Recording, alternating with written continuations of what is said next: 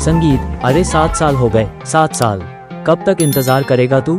अगर इसकी किस्मत में कुछ होता तो अब तक हो जाता। तू दूसरी शादी क्यों नहीं कर लेता अजय? अरे तू तो हमारा इकलौता बेटा है। अगर तेरी बीवी को बच्चा नहीं हुआ तो हमारा वंश आगे कैसे बढ़ेगा? अजय, पर माँ, आखिर मैं करूँ तो क्या करूँ? सारे इलाज करवा लिए, कोई डॉक्टर, कोई मंदिर, कुछ नहीं छोड़ा। अब इससे ज्यादा और मैं कर ही क्या सकता हूँ? सास, शारदा, करना क्या है? दूसरी शादी कर ले, छोड़ दे इस बांझ को। जब ये बच्चा पैदा ही नहीं कर सकती तो हमारा खानदान कैसे चलेगा? मैं तो कहती हूँ इसे तलाक दे और दूसरी शादी कर ले। अजय, हाँ माँ, पर शादी को 7 साल हो गए हैं। मैं राधा को ऐसे कैसे छोड़ दूँ? मैं उसे ऐसे नहीं छोड़ सकता। हम बच्चा गोद भी ले सकते हैं ना? शारदा, तेरा तो दिमाग खराब है। अजय, अब मुझे ही कुछ करना पड़ेगा। मध्य प्रदेश के सरोही गांव में बने छोटे से मकान में राधा अपने पति अजय और सास शारदा के साथ रहती थी। शादी को 7 साल हो गए थे, लेकिन उसकी गोद अभी भी खाली थी। सास के ताने, पड़ोसियों की खुसफुसाहट और पति की चुप्पी, सब मिलकर उसके दिल को तोड़ रहे थे। राधा, हे भगवान, इसमें मेरी क्या गलती है?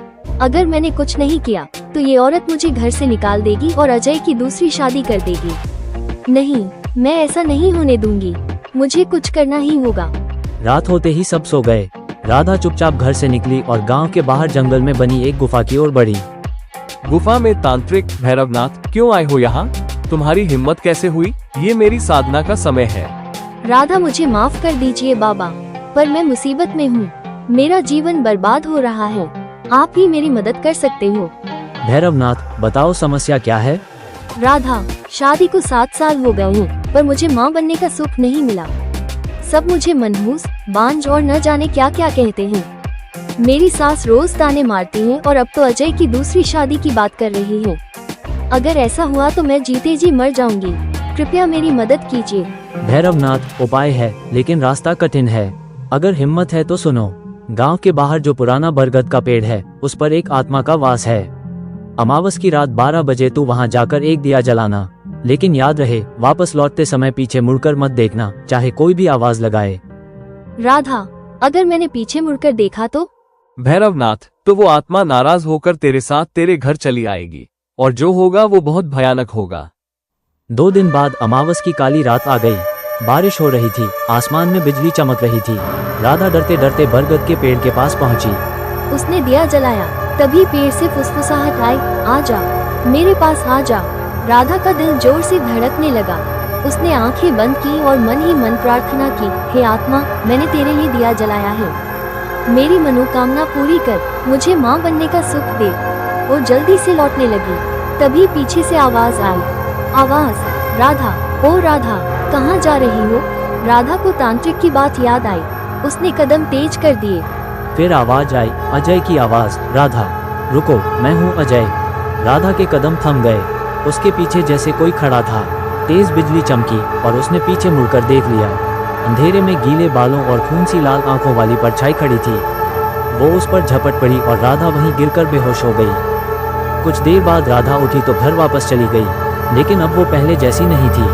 कभी रात रात भर आंगन में अकेली बातें करना, कभी दीवार पर हाथ फेरना, कभी बिना वजह हंसना। सास शारदा हैरान थी। शारदा, देखो इसको, बच्चा पैदा नहीं कर सकती, ऊपर से काम भी नहीं करती। अब तुझे मेरी बात माननी ही पड़ेगी अजय। इसे छोड़ दे और दूसरी शादी कर ले। राधा अचानक जोर से हंसते हुए, तू करेगी मेरे पति की शादी? करके तो दिखा। उसकी आवाज बदल चुकी थी, आंखें लाल हो गई थीं। शारदा समझ गई कि राधा पर कोई साया सवार है। वो भागकर फिर से भैरवनाथ तांत्रिक के पास पहुंची। शारदा, बाबा, मेरी बहू को बचा लो, कोई आत्मा उस पर काबिज हो गई है। भैरवनाथ, मैंने कहा था पीछे मत देखना। उसने मेरी बात नहीं मानी। अब वो बरगद वाली राक्षसी आत्मा उसके साथ आ गई है। भैरवनाथ और गांव के लोग रात को प्राचीन मंदिर के पास वाले कुएं के पास पहुंचे। कहा जाता था कि उस कुएं में ऋषि वेत्री की आत्मा का वास है। वही उस राक्षसी को रोक सकती थी। अजय ने दीपक जलाया और आवाहन किया। धीरे धीरे वहां का वातावरण दिव्य हो गया। हवा ठंडी चलने लगी, सुगंध फैल गई और ऋषि वेत्री की आत्मा प्रकट हुई। ऋषि वेत्री, क्यों बुलाया मुझे? अजय, महाराज, मेरी पत्नी राधा पर उस बरगद की राक्षसी का कब्जा हो गया है। कृपा कर उसे बचा लीजिए। ऋषि वेत्री ने आंखें बंद की और बोले, मैंने सब देख लिया है।